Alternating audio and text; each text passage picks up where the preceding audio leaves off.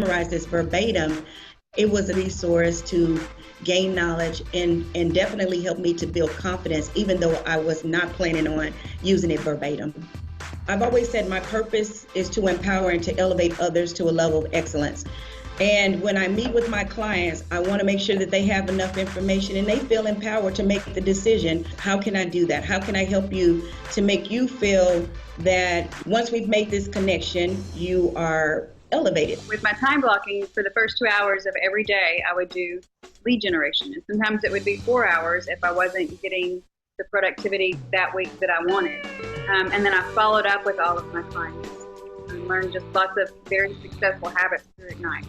I think that a lot of new agents want to try all different types of lead generation. You're not really honing any talent in one or two different lead generation. There's all kinds of different models, but they are not made for everybody. The best lead generation model for me was my sphere. I called my sphere every day. The number 2 way that I got business and did lead generations was open house. I found for me the best way to connect was to be in front of them. People I already knew that I had built a relationship with, or I had met at an open house and I had time to actually connect with them.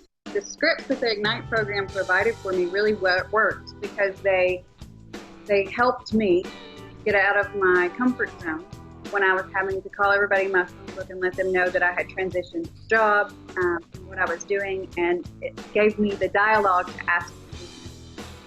On our team, we have picked 6 different nonprofits locally that we like. And we do an event with all of those nonprofits every year. And we meet lots of new people that way.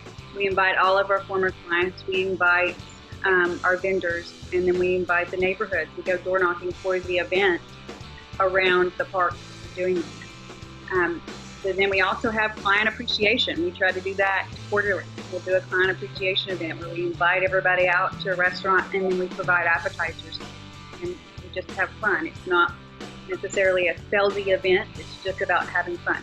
By being out in the community, they see that we are knowledgeable about what we're doing, but we're also giving back. We care about where we live. My first year as a realtor, I tried just about everything in terms of prospecting and lead generation. What I found for me was that I present best when I'm face-to-face with somebody. So I really focused on open houses and then networking and getting out for coffees, making myself visible in the community, and then always making sure that I was able to speak to what was happening in the market at any time. So keeping up to date with local news and projects in and around town, I found to be very helpful when talking with people. To set myself apart from the many other agents out there, I've been utilizing video. And I find that putting the videos out on Facebook and a YouTube channel, and then even emailing them to clients, really allows people to feel like they get to know you. And I've had experiences where I've talked to people on the phone, and they were, especially with out-of-town investor clients, and they were not necessarily ready to go with me until I sent them a video saying hello, outlining how I could help them. It was good to have the phone call with them, etc. And the feedback I've gotten on the videos has been very, very strong. The biggest pitfalls I saw other agents having, and even fell into myself with lead generation, was not having consistent follow-up. So if I had an open house and I got some names and numbers and contacts and told them I'd be in touch with them, sometimes I would get overwhelmed and I wouldn't touch base with them in a timely manner, or to follow up on calls with somebody that had shown some interest. Making sure that you stay on top of things and follow up with your contacts is very important. Scripts are great for understanding what objections you might encounter and how to overcome those objections. What I discovered was I would learn what the foundation of the script was. What was it trying to get me to say? And then I would be able to, just by knowing that and having read it over and over and over, when I would have an objection come up, I was able to utilize those scripts, the content of the scripts, in my own words. Very nice. There we go. All right, guys. So that. All right.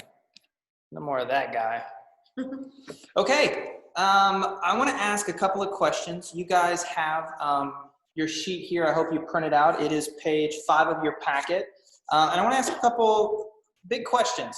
Why is lead generation important? And just write down your answer, doodle down your answer. We've been talking a lot about lead generation, but why is lead generation important?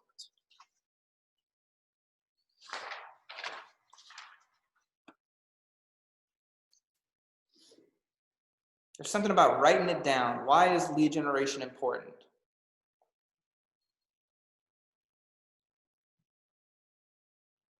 What is the goal of lead generation? Just doodle it down. It can be chicken scratch, it can be sloppy. Just get your ideas on the page. What's the goal of lead generation?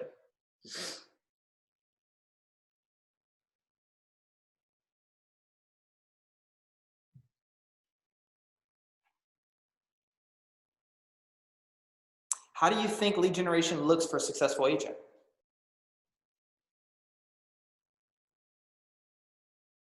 I love that Mobile is just writing away. You guys are such great students. I love it. Mobile in the house.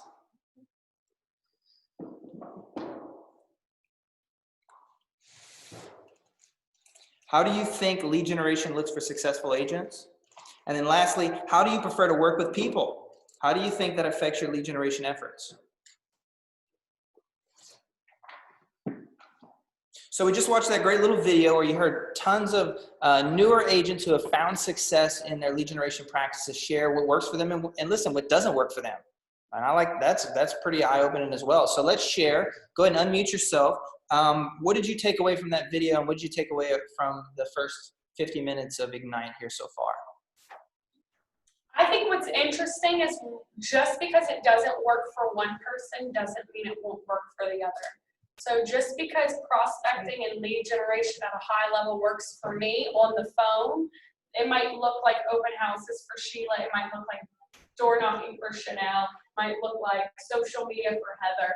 You know, so I think it's really cool that we are able to own our own business and we are able to decide how we want to run our business. I love it. Lisa Paul said, number one, why is lead generation important? Because it keeps business flowing and houses closing. I love it. And number two, successful agents make lead generation a top priority. You are exactly correct. What else have you guys heard? I appreciate that answer, Jess. What else did you guys hear from the video? I like the fact that they use the scripts as a foundation for your answers to objections and be able to kind of find an answer for them and give you the confidence to talk to these people, not just be quiet like we're kind of doing. Like you said, there's dead air.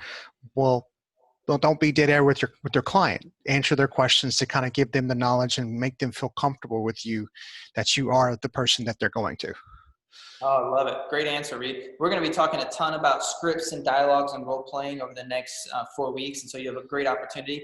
My favorite quote about scripts is that scripts are the tools of our business. We should use the best tools. Lisa Paul just raised her hand. Go for it, my dear. Or are you just giving me an amen? No, I wanted to share. So for me, the big thing that I took away from the video was finding your niche. So I've been selling real estate for a while. Prior to me joining back in 2019, I sold before. And my niche I have found is working with first-time home buyers. I can do all of it. I can do the listing. I can do the other aspects, but my niche is working with first-time home buyers. So that's what I took away from the video today, is finding your niche. Find what works for you. More importantly, find what you love, and that's what's going to make you successful. I love it. I was talking with an agent a couple of months ago, and she has a background in tennis. And she's been playing tennis her whole life. She grew up and through college, high school playing tennis, and she's part of this really cool tennis league. There's about 300 people in her tennis league. You know how many realtors are in her tennis league? 0. There's one now. And so now she has an incredible opportunity to work that sphere of influence, because who do they already trust? That agent. Who do they already know? That agent. And so she was working that as her niche at a really high level. So thank you so much. That was awesome, Lisa. I see some more takeaway. Preparation, learn, then do. Just do it. Have faith in self. Here's a few of my thoughts.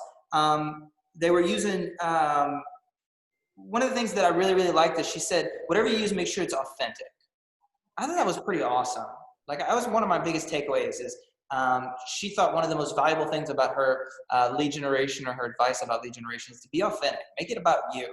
And so if you're not one for open houses or one for door knocking, then to Jess's point, pick a new one. Pick one that's authentic to you, because authenticity is incredibly important. But pick something. Yes. But pick something, guys. Make sure that you pick one source that you're going to work towards, because you can go, well, I won't do this and I won't do this, and then you won't make any money. So let's focus on finding one thing and do it. And let me say something. So I had a couple takeaways from that. So let's talk about open house. How many of you have had an open house and you've had no one show up? So I don't know if any of you have ever seen the 7 levels to an open house. Of course, I got text and everything else coming through. So you can just do a search on Google and it'll show you the 7 levels to an open house. If you can do the 5 levels to an open house, you should have a successful open house. Anywhere from 5 to 30 people show up, okay? And with that is door knocking. So I am not a phone person. I wasn't a phone person. I've become a phone person. But my thing was being in front of people. I'm better when I'm in front of people and I'm talking to them one-on-one. And women tend to do better door knocking because people tend to do better. Because guys can be weird. Let's just be real. Well, some guys can be kind of weird about it. So, and they're scared of men. You know, women are scared to open the door for a man. And some men are scared of men too. So I encourage you, bring a buddy. So bring your favorite gal. Bring somebody awesome like Tricia to go door knocking with you. But yeah, no, you're right. 100%. Yeah. So for the women, it's easier to go door knocking than for the men. But anyway, I've always had a great turnout. Now, Reed, I know you have it. Reed and my mother have gone door knocking, and they didn't have such a good turnout. But everybody's always been encouraging, always a good turnout with open houses. Another takeaway is classes outside of the market center. So I have gone outside the market center to classes. I've gone to Lafayette, I've gone to Mobile, I've taught in other market centers. And I always attend classes from people who come from other market centers here to ours. And so what that has done, it has built a referral business for myself. So therefore, when an agent from Lafayette needs, an agent to help them with their client, they'll call me up for a referral. So I've had a great business with referrals because of that. So that's a great opportunity. Another thing, find your favorite coffee house or your favorite cafe. Get your computer, get that KW logo and your name tag. Every day, go sit at the cafe or the coffee shop from a certain time every day. Get out your computer, work on your listing presentation, and you become known as the real estate agent that's always working. So when somebody walks by, they know you're always there, and you become known as the real estate agent. Put your business out there. So just brand yourself in that sense, if that would be easier for you. Y'all understand what I'm saying? Mm-hmm. You kind of get that? Yeah, absolutely. Y'all understand that? I mean, I've heard some people do that, and they park themselves at Starbucks down the road, and they're there from 10 to 12 every day, and that's how they get their business. Yeah, I see a lot of comments about open houses, so I want to kind of hit these because I know we talk about open houses a lot. Here's a few thoughts about open houses. One, we want to make sure that we're doing open houses responsibly and safely, especially with COVID-19. So jump on your Facebook page, get some good tips and tricks from your local market, depending on what phase you are, about what's best. People are doing Zoom open houses at a really high level, and so there's some really exciting things to look into that. There's 2 things I always hear about open houses. One, I did an open house and nobody showed up. And so that's really common. What I always reference is every top producer I've ever talked to has that story. What I take away more than anything is you're doing the open house, you're doing the activity. Activity begets activity. And so continue to do open houses. Make sure you're doing them in the right listings. And so you can get coaching on that. Make sure you're doing it in listings that are turning over in markets and in neighborhoods that are turning over.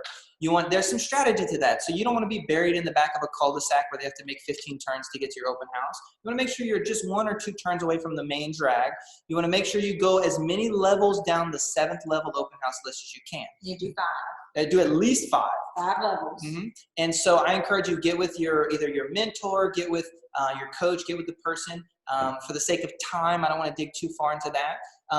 We had a question with open houses. How do we do with visitors who already have an agent? So it's a great question.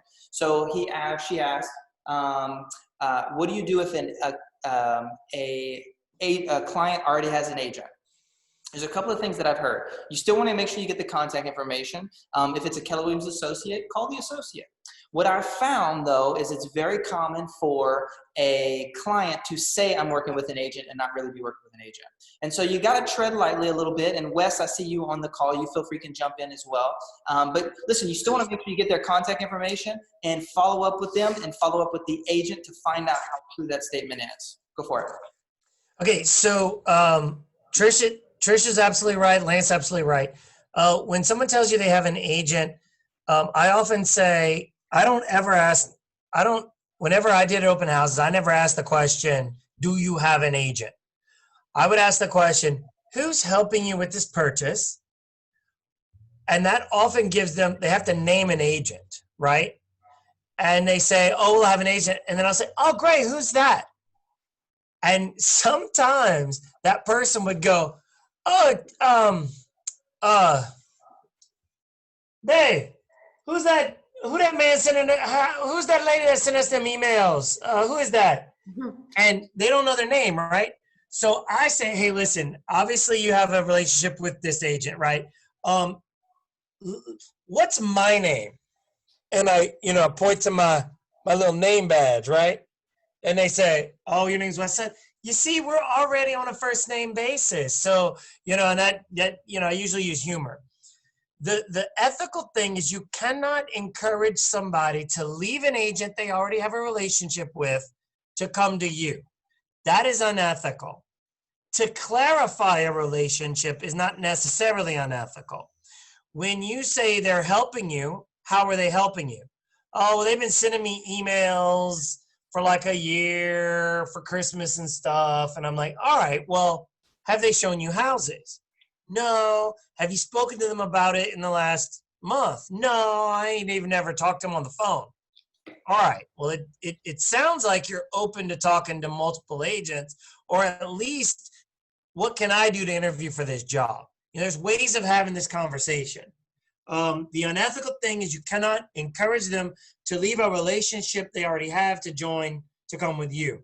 You can say, what can I do to be your second opinion? That might get you somewhere. All in all, if no one shows up to your open house, you can still have a successful open house if you use the open house as content to A, promote yourself and your business on social media, and B, have a conversation around. I know that we just mentioned door knocking, so I'm not going to repeat that. And the open house is the perfect excuse to talk to somebody. Hey, listen, I know you love your house. I just wanted to invite you to come be nosy at the neighbor's house. That that opens that up. And the open house is the excuse for content. If you do the 7-level open house properly, you can add another 3 or 4 levels. So promoting the open house on Monday before with the picture saying open house this weekend and no details maybe. Wednesday with a little more details. Friday with much details. Maybe a video Wednesday or Friday saying, hey, listen, I'm going to be at this house. I'll give you all a quick sneak peek. That's the front door. If y'all want to see more, come to open house this weekend, and then you're off. Whatever you can do to promote yourself, little pieces of content throughout the week, and then do a walkthrough while you're at the open house. And listen, the way you do the walkthrough, here's a little tip. You go live and you go, hey guys, it's me. I'm at the open house. I'm in between clients right now, so the open house is empty. So real quick, I want to show y'all this master bathroom. It's amazing. Y'all come check it out. Now listen, you don't have to admit that ain't nobody showed up yet. You're in between showings. You giving the impression that it's packed. That's not a lie, it's the truth. I'm in between showings. Ain't nobody in the room. Ain't nobody been in the room for an hour, but I don't need to tell everybody that. Okay, I'm out. Hey, Wesley, Wesley. So whenever you go put out your signs, have you ever had a agent tell you, "Oh, I want to go to put a sign out in their yard as a directional"? I'm so sorry. They just closed my door because I was being too loud. And I'm sorry. Can you repeat it?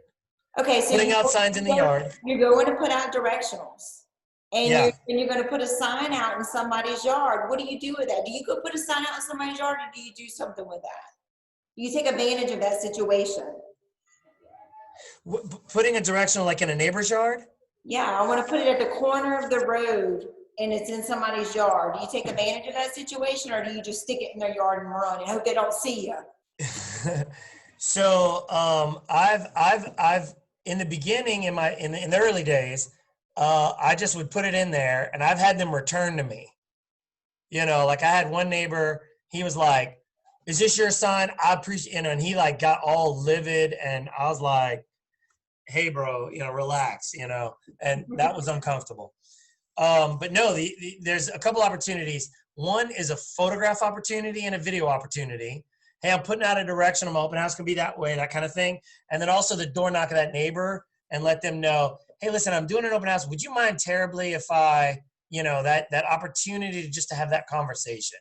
They tell you no, whatever, it's fine. But it's the opportunity to have that conversation. Absolutely. It's a great opportunity, yes, to introduce yourself. That is correct. Mm-hmm. Yep. Love it, love it, love it, love it, love it. We have one more question I see there about for sale by owners. We're not going to cover for sale by owners directly. We're going to have plenty of opportunity over the next couple of weeks. If you're anxious about for sale by owners, I encourage you to either go to the Bold website or go to kwconnect.com, and you can look up Bold scripts or for sale by owner scripts, and there you will get a ton of great scripts that way. And so I encourage you to jump on there, do a little research, and then ask around. We'll be covering more of that in subsequent sessions, but that's a good place to at least get started. KW Connect, and then of course the Bold website has Bold script. Did you have something to say? Nope. Okay, very good. Well, listen, let's shift gears. Let's go into your database. We talked a lot about lead generation. The second piece of the things we wanted to cover today, part 2, is database. So your database. Your data bank. Your data bank. Yes, thank you very much. Your data bank is. Show Caroline more.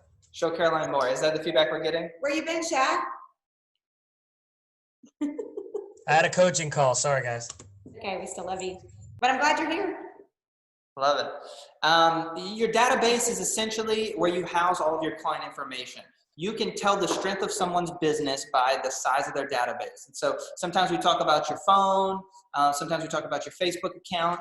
Those things consolidated in one central location that you can market to a predictable and systematic number of times per year is what we call a database, or sometimes we call it a data bank, because the size and the scope and the consistency that you market to your database will literally dictate the amount of money that your business will generate. Gary Keller he tells a story about he went to his dad while he was in his first year of business, and his dad asked him how much his business was worth because he wanted to borrow some money. And he literally brought his Rolodex, which if you were born before 1980, you have no idea what that is. Or after 1980, you have no idea what that is, but I don't know what it is. It's called Gary in a Box. There you go. Look at the video. Go look up Gary in a Box. But essentially, he had his database in his hands. And that's, I'm sorry, do we have? I have one too. I have one too. What do we have here? It's called Gary in a Box. She's got a pair of shoes from CJ Maxx. Oh, yeah, that's right. TJ Maxx. TJ Maxx. TJ Maxx. TJ Maxx. Yeah. Wow. I've been reorganizing it. I've never actually seen one in real life. I've got one. I've only seen one on the internet. I've been reorganizing mine. Wow. Okay. I've been downsizing because I had big carts. Because sometimes people don't want to dive quite into the the technology of it. And if you're not, we always encourage that because we have such amazing technology with Keller Williams. And that's how Gary got started. That's how I was brought up. And obviously that's how Tricia was brought up. And so look, if pen and paper work for you, Gary in a Box, go watch the video, guys. It's a great setup. And it's a systematic way to touch your people consistently, to reach out to them consistently. Yep, absolutely. That's why we talk about the tech-enabled agent. So very good. Well, listen, I want to talk a little bit more about, I'm enamored with this box of this true old school Rolodex. So let's talk about leads. Are you going to take over? Yes, I will take over. She's in full. She's setting up her book. Okay. All right. So let me get out my notes here. All right. All right, leads. So I'm going to say, of course, your leads are, someone says, I have a lead. What are you pointing to? Somebody's talking to me? No, go ahead. Keep going. I was just reading. You have a valid contact information. I was just reading a lead. Oh, I'm sorry. That's okay. One-way and offer-based. Okay, you have a valid contact information and can offer a one-way conversation where you are seeking permission. Okay. Yeah, I didn't mean to throw you off. Sorry, Yeah, sis. we got I was just like, oh, wait, it's right up there. I just looked at it. And I wasn't pointing for you. It was for me. Yeah, when you get a lead and somebody says, hey, so-and-so's interested in a piece of property, give them a call, or so-and-so wants to sell their house. So how do you normally get leads? Normally I get leads, like, for example, if my sister-in-law or my brother or somebody says somebody's looking for a house. Or, my neighbor tells me the next neighbor down the road selling a house. So that's a lead. A contact is when you have valid contact information and have received permission to have a two-way conversation. Okay. So what do you do with a lead? Put in your database. Put in your database. Where do I want to go with this? Talk to me. Okay, so I'll say this. I think one of the most exciting things is like when you pull your phone out, when you first become a real estate agent, you've got a bunch of contacts in your phone, correct? And so what you're trying to do is generate leads from those contacts. So you're going through those contacts, and after having those forward conversations, how's your family, how's work, how's, what's plans for the summer, what's plans after COVID, what does it look like for you guys? You're having a baby right now, so you guys might need to upgrade and so where you're having the contact that you're having a conversation with, it turns into a lead, right, Tricia? And so, you have this valid contact now that actually is an object that will turn into some financial, your financial goal, your closing, getting to the closing table. And so what you want to make sure is that you're listening to your contacts for a lead. And once you get the lead, that you are tracking that lead and you're paying attention to where they are in their life cycle. And I wish I had a place to draw this, and I don't know if it's even further down the line, but I want to show you guys what a life cycle looks like. So when you are I got this. So you have a first-time home buyer, and your first-time home buyer says, I'm ready to buy a house. And you're like, awesome. And then a few years later, he and his wife, they have a little baby, and their house is not as big as they once was, and they need to upgrade. So they buy another house. And then after they buy that house, then they have 2 more children, and they got to upgrade again. Love that. So they bought another house, and then he decided that they wanted to start investing in real estate because they're such a great real estate agent that they talked to them about the millionaire investor and whatnot. So they invest in a property. And then all the babies move out of the house, and that house is way too big for them. So they downsize. We talked about this yesterday, by the way. Okay, so you guys have seen this. So this is the life cycle of a real estate relationship. So when you have one lead, especially like Lisa Paul said, when you get a first-time home buyer, you're getting them at the beginning of their life cycle. So your job is, here's your lead, is to stay in contact with them here. And that's being organized, and it's also, tracking your relationship with them so that when it comes time to get your other lead from them, you're the one. You're the top of mind. So when you're top of mind, part of that is not part of it, it is your responsibility to be that person. You're that person because you've stayed in touch with them through this. So you have to be specific when you're working your lead. So I guess that's what you're doing, sorry. So what I was going to discuss was actually cultivating your lead. There you go. There you go. Go for it. And so when you cultivate, so let's talk about your lead becoming your client. So once you cultivate that client, so let's talk about your past clients and your sphere of influence. So something I've always told clients is, something I've always told like my coaching clients is pick 25 people in your sphere of influence that you know without a doubt that if they knew someone that was going to buy or sell real estate, that they would refer you to their business. Pick 25 people in your sphere of influence. And then also deal with your past clients. So some of you may only have 5 or 6 past clients. Some of you have 50 past clients, okay? So 25 people that you know in your SOI, and then your past clients. Those people I want you to cultivate. These are your contacts. Let's make these your contacts. And these people I want you to cultivate in the sense of, I want you to keep in touch with them. I want you to congratulate them when they need to be congratulated, when there's a new baby, when there's graduations, when their children graduate. Post on Facebook, send them birthday cards, send them Christmas cards, send them Easter cards, send the boo at Halloween, send them spring forward and fall backwards. Send them the market reports on their neighborhood. Send them text, a monthly text. Always, so you always call at least 4 times a year. So that's what this is. This is my in a box, okay? And so I keep up with my clients. I have all of their birthdays. I have their addresses. I have everything, everybody in their family on their card. And I keep up with all of their information, their email addresses and everything. And then I have it quarterly, and I rotate through them to make sure that I'm touching base with them and I'm talking to them. So now what's happened is that my business is becoming a referral business. So for example, 2 weeks ago, I got a phone call from a buyer, have no idea who she is, because her friend is someone that I send birthday cards and Christmas cards to and talk to because she was a past client of mine. Or I get a call for a listing because I sold them the house, because I send them Christmas cards and birthday cards. So it's about cultivating those leads, cultivating those contacts. Very important. Building those relationships, reaching out to them. This COVID-19 has been huge about talking to people and building those relationships. COVID care calls. COVID care calls is what Caroline calls it. Anybody want to say anything about that? Anything, anybody's business been blowing up because they've been reaching out to other people? Where you at, Lisa Paul?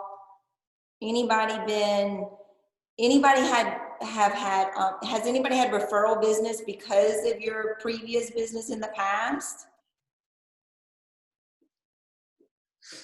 I'm here. Talk to us. So, yes, I have. And so I got my license back in July of 2019.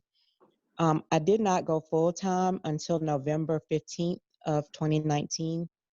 So from November until now, I don't even know how many closings, probably about 10, maybe 25 closings. And all of this is referral business. So just follow up and just talking to people is just like, that's key. Go ahead. Referral from your sphere of influence? Yes, because so when I got back in, I moved away from Louisiana for a while, then I came back. So then it was like I had to start everything all over, all of people that I knew from before, I had to start over. So basically, yeah, just contacting people in my database, just calling and saying, hey, or sending Facebook. And I'm not a big Facebooker at all. I don't really like it, but it's what I needed to do to help me start back up with my business and try to get rolling with real estate. Great. And can I just speak to that for a second, guys? I will tell you this. If you think that you can ask someone for a referral, you've defeated yourself. Because I can tell you, Lisa has asked people for business that she could get business from, and they gave it. Am I right, Lisa? You're right. Hello? If you don't ask, you never know. So don't be scared of the no, guys. Be scared of not knowing. So. And I'll also say this too, Caroline, when you brought that up, we have several agents in our office that manage rental properties.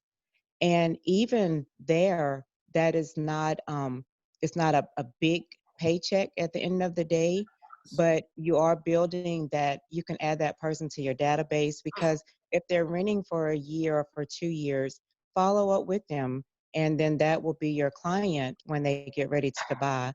So just, I mean, it doesn't have to be traditional, selling real estate, selling a house. You can get a renter, and I've also had a renter refer a client to me who purchased a home, even though they weren't ready to buy yet. I'm glad you said that, because I saw this actually happen at our front desk, where someone was working on opportunity calls, which is calls that come in. They picked up a rental lead, and then a month and a half later, that person called that agent back and said, hey, we just had to clear 1 or 2 things up on our credit. We're ready. And so that agent got a rental, a little cash in her pocket, and then she got to work a buyer. And so sometimes people are renting just out of like a short-term necessity, but if we don't know, if we don't ask, we don't know. And so my point, and thank you, Lisa, for saying that, is that don't be afraid to ask for the business, and don't look down on small transactions as nothing, because those could be the beginning of a life cycle to greatness. Right. And you never know. Okay. Love it. Okay. Well, listen, guys, let us switch gears. We talked about leads. We talked about contacts. These are great opportunities to reach out to your database. Let's dig into Command a little bit. And so you guys are like, excuse if you want to hang out. I'm out. No. Hey, love you guys. What else I was going to say real quick? When you decide to go through your phone and start calling people, get their birthdays and get their children's birthdays. I send the children's birthday cards. That goes a long way. And you would be amazed how many graduation cards I get from their children. Yeah. I mean, like, I was getting graduation cards, and I was like, okay, they're sending me their kids' graduation cards, but hey, it keeps us all in the loop, so that's fine. Yeah. What happens when a child graduates from high school, guys, and they move to college? That's right. That's called an empty nester. Downsize. Right. Changing the life cycle. That's right. Very good. Okay. All right. Well, listen, I'm going to shift gears, like I said, and we want to dig into Command. So obviously, Keller Williams has a state-of-the-art platform called KW Command, and it is meant to house essentially our database. And so Command does a lot of things, and over the course of the next 3 weeks, you're going to learn a lot more aspects about Command. What we want to talk about today is some of the basics of getting started with your database. So raise your hand or give me a quick thumbs up if you've actually used Command in any form or fashion yet. I got a thumbs up from Russell, from Cassandra. We all should have done 10 yesterday. That's true. That's true. I see some guys in Mobile with some hand raised. Very nice, very nice. So what I want to do is demo real quick. Oh, look, we got 2 guys. I want to demo real quick how to put in a contact into your database for those that are maybe have never done it before or a little bit scared. So we're going to jump right into the deep end. And I didn't even test this at all. We're just gonna jump right in. So let us pull up just a blank internet browser. Oh. And then we're going to type in agent.kw.com. Just like that. Agent.kw.com. And so I encourage you, do the same with me. Open up your Command if you can. I know some of you guys are in Classroom, but if you can, open up your Command and let's do it all together.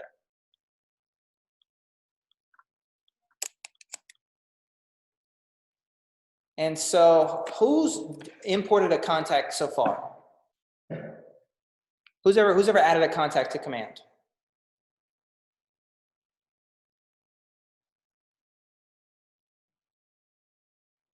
I see a bunch. All right, here's a better question. Who wants to help me walk me through how to add a contact in command? Oh, yeah. You can go ahead and do it. Come on now, who wants to help walk me through? No takers? All right. Well, then let's do this real quick because I know I got a bunch of guys on here that have already added contacts. So what you'll do is you'll come over to the left-hand screen and you'll see all of the things that you can do in command, and the very top one is contacts. And so, as you can imagine, we'll click contacts.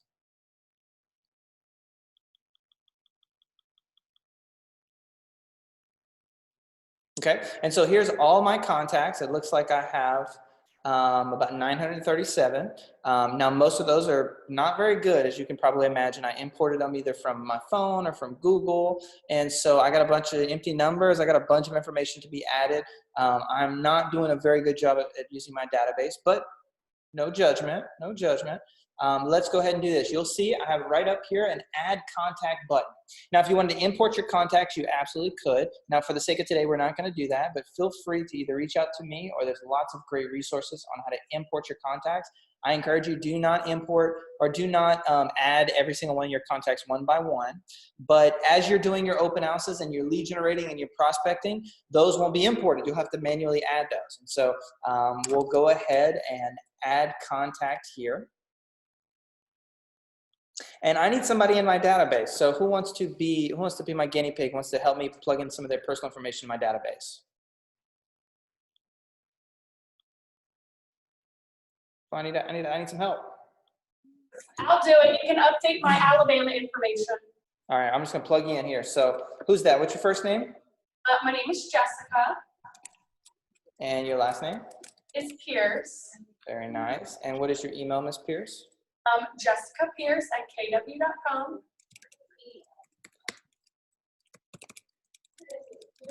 kw.com. And your phone number? 251-651-2575.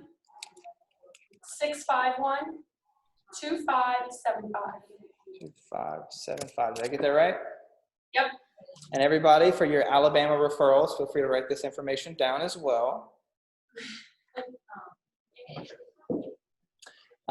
It is me, I'm the owner.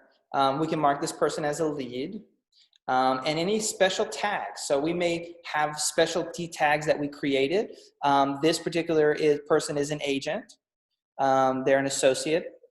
If this is a buyer or downline, or maybe you met them at family reunion, or there's lots of different tags that you could use. And so a tag would be used to identify your database at a later time. And so one strategy that a lot of people use to work in their database is they're working buyers, or they're working open houses, or they're working Facebook leads, or they're working sellers, or you're working a lot of different custom tags to help identify aspects in your database. And so anywhere in here, I've used a bunch of different ones before, whether it be sold, whether it be talent, all these, and you can add as many custom ones as you would like to add custom tags. If you want to add additional information, this is where you can really drill down even further. You can do preferred method of contact. What we know is that if you're reaching out to your clients by their preferred method of contact, whether it be email, phone, text, you get an insanely increased amount of contact back with them. So if they prefer to be text and you keep calling them, they're actually not going to ever answer the call. So you can plug in additional emails, phone numbers, address. I am not going to ask. Oh, I'll tell you, what's the new office address? That's what I really want to know. 1210 Hillcrest.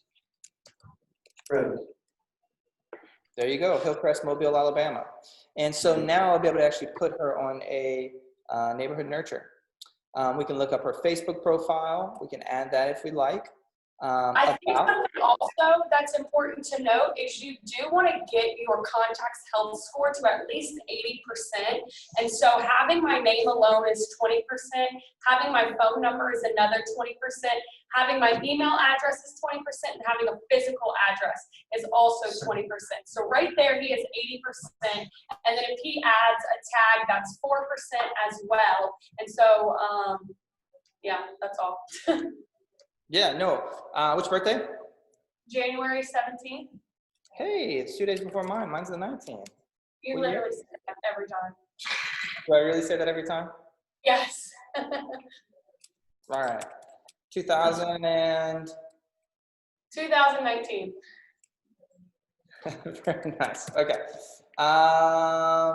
Relationships, work. We could put them in the sales pipeline if we wanted to. How we got their lead source, whether it be any of these things that we can absolutely customize. And so the more information that you put in your contact, the more real the contact is and the better results you get.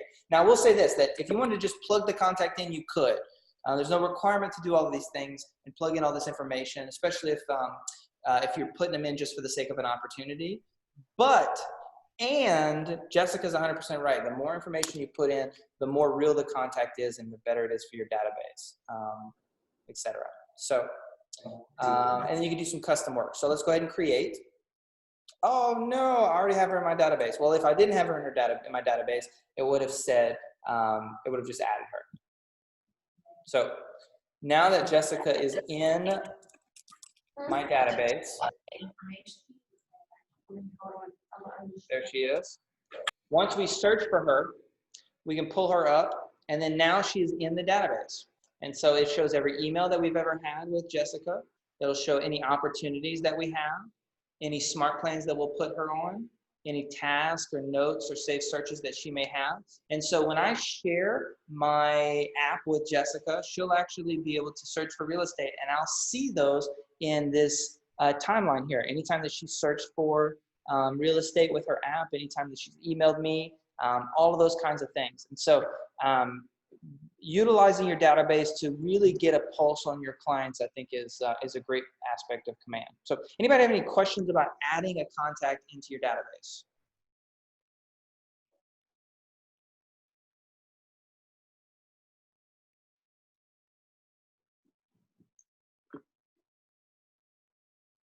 So let's tinker a little bit. So here's her contact that I have originally. Let's mark her as a lead. We'll put her as an agent tag. Add a little bit more information. And then you can look here. If we add this neighborhood, we can actually put her on a neighborhood nurture, and was what I'd like to do. And so let's, do you know the neighborhood that you're in Mobile? Timber Creek is nearby. Timber Creek, is that Spanish Fort? Yes.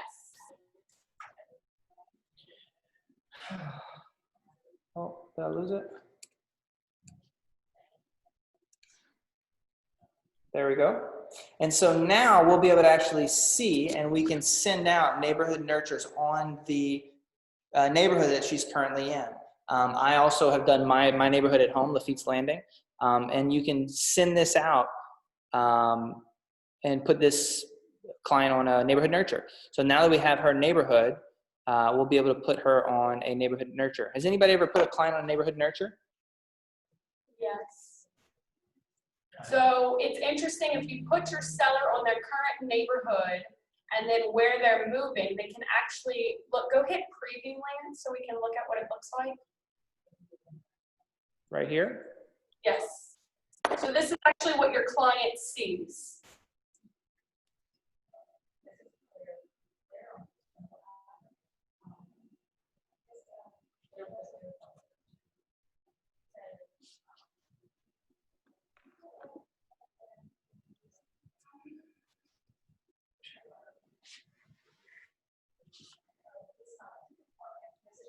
So I'm on this website here, and I want to look at, 123 Main or something. I can actually scroll down and enter my information at the bottom, and Lance will get a notification saying that I want him to contact me. Yep. So that contact information goes straight into your Kelly app, and you'll get prompted in your Kelly app. And so what's the purpose of all of this? Putting them on a neighborhood nurture, putting them on a drip campaign, constantly being at top of mind for your sellers and your buyers and potential clients is going to ensure that when they think about real estate, they're thinking about you. And so I think that's critical. I encourage every agent to have the contact information in their database, set up a neighborhood nurture, because it's the easiest way to just be top of mind. It gives the client the information in the form and fashion that they're really looking for. The average client really just wants to know, hey, how's the market? How's my house doing? What's selling around my neighborhood, et cetera, et cetera. So I get multiple ones from different agents in our office that I think are just kind of cool.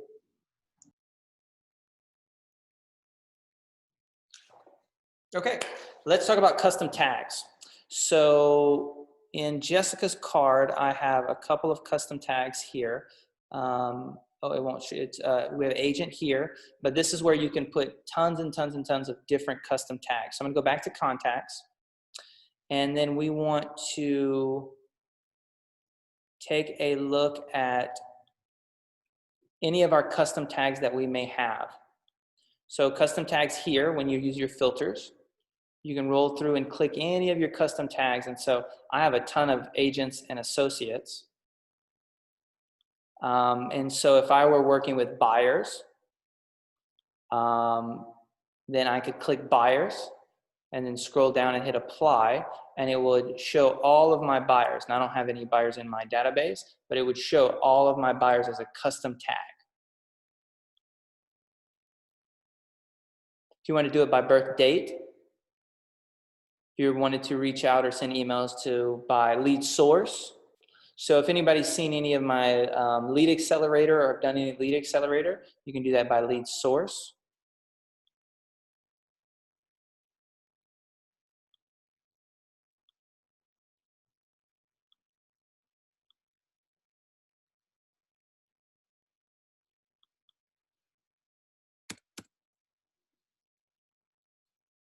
So look, I got one buyer here, Hillary Weiss, who is was actually a friend of Elena's that I did on a similar call. And so that's it. It doesn't really have to be any more complicated than that. Add your contacts or import them. You create any kind of custom tags that may be appropriate for you and your business. You can create a smart view based on whatever tags you like. And so whether it be any Kelly campaigns, or you can create your own smart view based on how you really want to look at your database.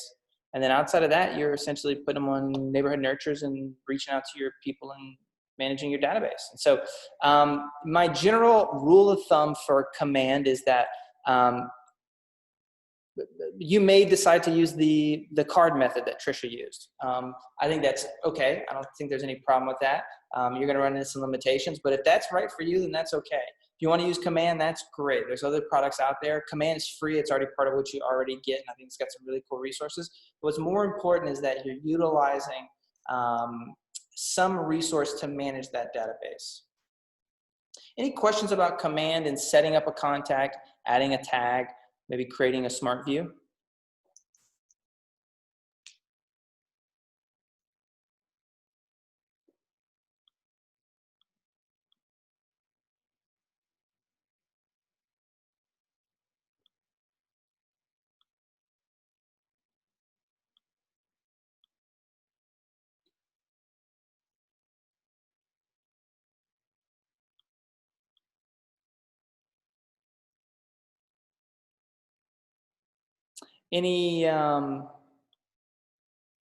Anybody have any, go ahead and put it in the chat screen or just call it right out. Anybody have any contacts in your database on a neighborhood nurture?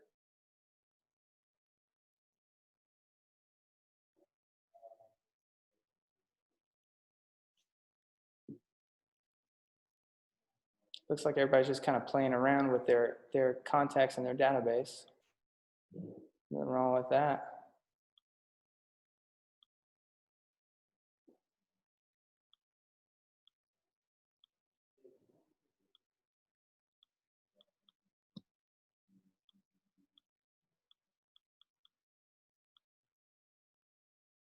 Okay, well listen, let's we got about 10 minutes left. Let's round around the corner and finish up. So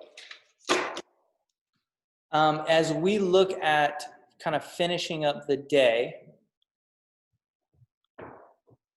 let me get to my other screen here. Everybody see that? Yep. So we talked about custom contacts and custom tags.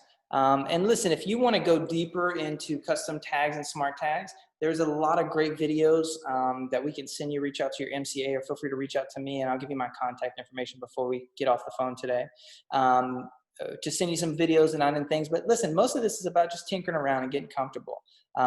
If you chip away at it little by little, you can really get more and more comfortable, more and more familiar with Command, and utilizing it as your database. We talked about custom tags. We talked about smart filters, smart plans, putting those guys on neighborhood nurtures and snapshots. And then let's go kind of into sales pipeline. So the sales pipeline is really where it kind of starts to come together. And so we talked about prospecting and marketing. We talked about lead generation. Cultivating really comes into the follow-up, interactive and action-based touch programs, where we dig into how to convert them over time. One of my favorite quotes about understanding the dynamics between a lead and a contact and how that works, Jason Abrams said last year, he said that if we, well, let me say it like this. The average agent stumbles when they try to take a contact and convert them to a lead day one. The average agent, they're trying to sell them a product, they're trying to sell a house, or they're trying to find someone that's listing or buying, and it becomes kind of an arduous process. What Jason said is, if I have 30 days to sell someone a house, that's a huge challenge. And that tends to be the plight of the average agent. They have a contact in their database and they're trying to sell them a house, or they're trying to find them a house to buy. If the average person only buys a house every 7 years, well then we're really playing the long game. And so he said, if I have 30 days to convince somebody to buy a house, that's a huge challenge. But if I have 7 years to convince them to trust me to buy a house, then that's an opportunity. And so when we think about cultivating, we really got to think about the long game. And for most people, that's within 6 months to a year in utilizing them as A's, B's, and C's. And we'll have more opportunity to talk about cultivation in classes to come. But as you look at your filter, the very top of that filter is lead generation. It filters down into your database. And then once they start to become warm, then you start to cultivate those leads. It goes into appointments, active, under contract, and close. So from here, we go into smart plans. Now I want to spend just a few minutes talking about smart plans.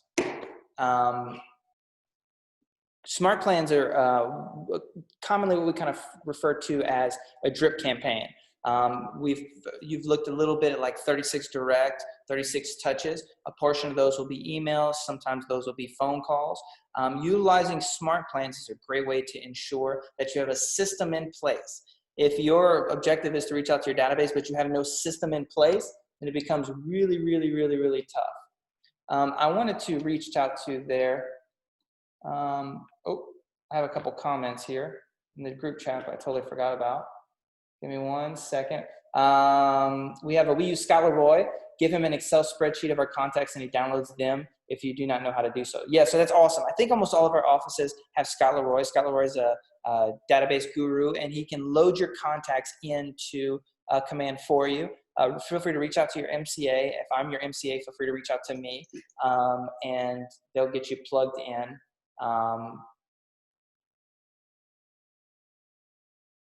To get those contacts plugged in, there's a few different ways to kind of mass import those prior contacts and get them plugged in. And so if you're having any struggles or challenges with that, feel free to reach out to your local leadership from there. And so I encourage you, set up your contact, start to utilize some custom tags, get them on a neighborhood nurture, and then put them on a smart plan. So we got a few more minutes left before we call it quits today. I want to jump in for some accountability. Yeah, go for it. Okay, so. Oh, Wes, you hit your button, buddy. Sorry about that. Let me post all right. So in the comments, you'll see the Daily 10-4, a reminder. It's the number of contacts added to Command, the number of conversations had, the number of notes written and sent. We don't count them until they're sent, because sometimes we'll write a note and that thing will sit on our desk for a week. We want to avoid that. And lastly, it's the number of homes previewed.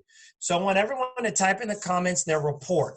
So it would be number of contacts, comma, conversations, comma, notes, comma, homes previewed. So for instance, a perfect score would be 10, 10, 10, 10 if you've already previewed 10 homes yesterday and today, which is highly unlikely, guys. It's 10 previewed homes in the week. So if you did one yesterday, that's perfect. That's fine. So if you had 5 conversations yesterday, 5 contacts added, 5 conversations added, and you wrote 2 note cards and no homes previewed, that would be 5, 5, 2, and 0. Like, I want the reality. We have to know where we are so that we can figure out what we need to do to get where we want to be. And I coached one of you guys yesterday. He sat for a coaching session with me. And listen, if you started off with 2 yesterday, you had 2 conversations yesterday. The goal today, if you can't get to 10, get to 3. Like, do 1 more than you did yesterday. If this is a momentum thing for you and you're building your momentum, I'm okay with that. There's no judgment. I'm telling you what success, the trail that success has led is a daily 10-4. 10 contacts added, 10 conversations had, 10 note cards written, and 10 previews for the week. And if you're working the momentum game, do 1 more than you did yesterday. The report out is important. The report out is for us to see it and for you to see it. If you see where you're at, you know what you need to do to increase for tomorrow. We're working towards, we're going onward. All right. Please post it. I love it. We got a bunch of guys posting in. And so your daily 10-4 yesterday, you have your daily 10-4 today. Listen, it's not crazy to knock it all out before you even get to this session before 1 o'clock. And then, no, absolutely. Listen, if you're focusing on doing it in the morning, you should definitely have some scheduled time in the morning to do this. This should be 2 to 3 hours of your time. 15 to 30 minutes of script and role play, then an hour of calls, maybe an hour and a half to get to 10 until you get good at your practice. Then, a half hour of command work and a half hour writing notes. That's 3 hours. You could essentially finish your work in the morning.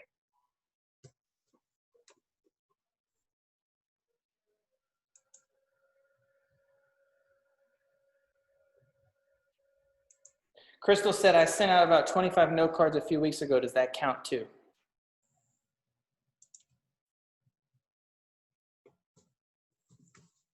Well, a few weeks ago was really great. And your calls today could be following up with those note cards to see if they received them or not. And 25 is probably about 1% of what you need. So I'd send out 10 a day to the people that you speak to this week. Give them a thank you card for taking your phone call.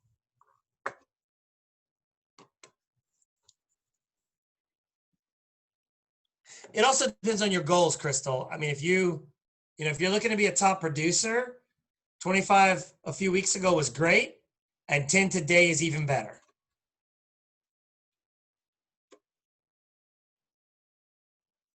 If I ever tell you something that makes you uncomfortable, you can pretty much guarantee that it's the truth.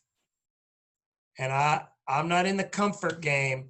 I'm in the success and production game.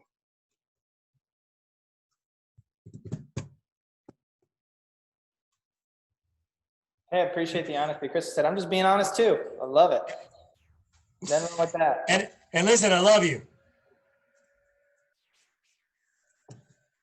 Very nice. Okay, we got a lot of people didn't plug in their numbers yet. Make sure to plug in your numbers, even if they're not good, even if there's some zeros in there.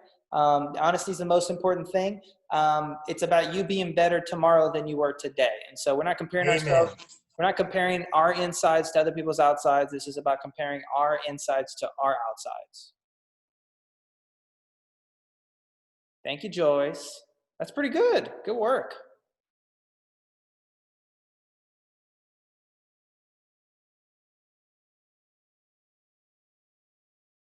Okay, as we're connecting and getting our final numbers, what ahas do you have today? What's your takeaways today as you talked about lead generation as it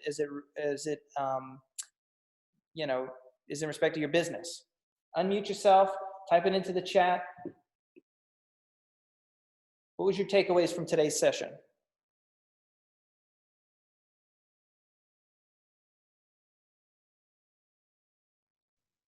Lots of lead generating. What is creating relationships. I love it. Tasha, what does lead generation mean to you? It means I need to get busy on creating some wonderful relationships that I can follow up for years to come and hopefully close on something sooner or later. All right. Let's unpack that for a second. So top producing agents always have 2 or 3 main lead generation sources. So if you were gonna start today, what do you want your 3 lead generation sources to be? Well, I'm a hairstylist, so one-on-one contact with me is Hair, great. I love it. Yep, perfect. That's one. And I'm kind of dabbling with the other 2.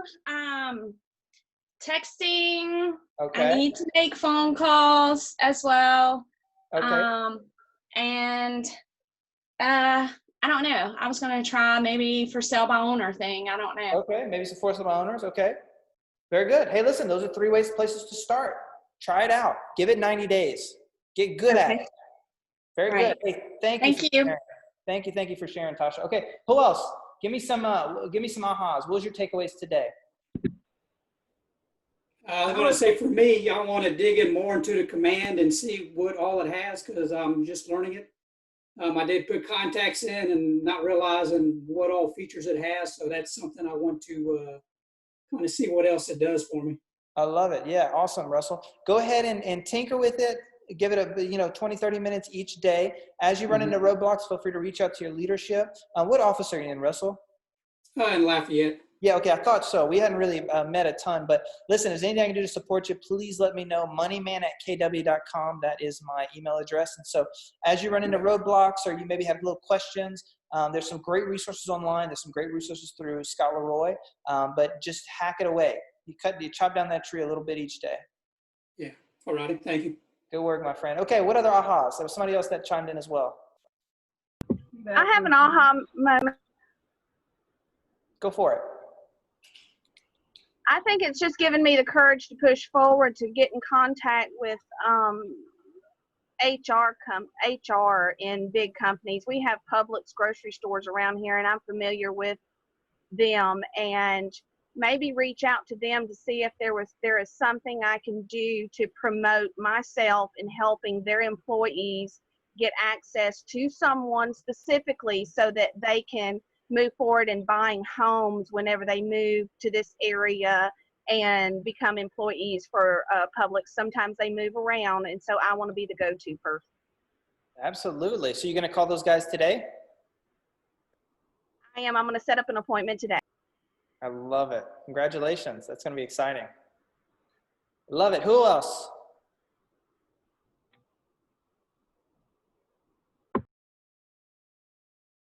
I had a bunch of good ones here in the chat. I'll just kind of reach those out. I like the idea of creating opportunities to meet people by doing open house sign placement. That's awesome. I took away today that I have to find what works for me and do it with fidelity. Ooh, I like that. That's a good word. I like it. Build a relationship for future business. I may not get their business today, but I can nurture for future business. Outstanding. I love it. I couldn't have said it better myself, Kathy. Work with command, calling my contacts, being more proactive. It's a great word. I contact each person on my phone during bold. What is your suggestion for starting over per se and reaching out to those same people again? I would say get into the habit of reaching out to them regularly and making notes so that you know what's going on in their world. And then listen, build around events. DTD2. DTD2, which we learned in Bold. That's a great other method by reaching out to them. The Ford method is essentially piggybacked off of that. But sometimes it helps to have a reason to call. I've often thought let's say you're raising money, let's say you have a passion project, call them and ask them if they want to be a part of your passion project. Call them and ask them if they want to donate to a local cause. Call them and ask if they want to buy Girl Scout cookies. Doesn't matter. Be in relationship with them. Invent new and interesting ways. If your well ever runs dry, I'm a huge proponent of Together We All Achieve More. Jump on your internal Facebook page and ask, hey, listen, I want to reach out to 20 people in my contacts. What should I talk to them about? And just see, I always get the most creative, the best answers from some of those, just reaching out to your fellow agents. That's what makes our brokerage different, our organization different, is because, listen, we're out to help each other. I have a few ideas I need to put into practice. I have a list of lawyers, and I plan to visit with a little goodie bag and meet their assistant. I plan to produce flyers and meet my neighbors. Thank you, Crystal. That's awesome. Nurture relationship, find my niche. I love it. Check your bank account. Everywhere your money goes, you just bought the right to ask for leads.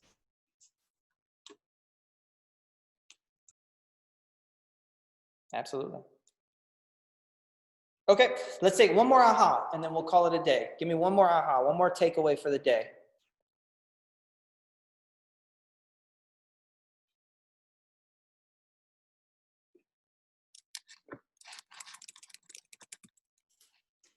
All right, I'll say that another aha I had was the 7 levels of an open house.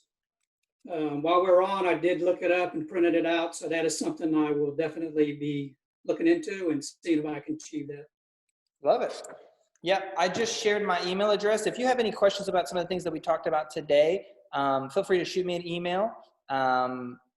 And I'm happy to kind of put you in the right direction or help in any way I can.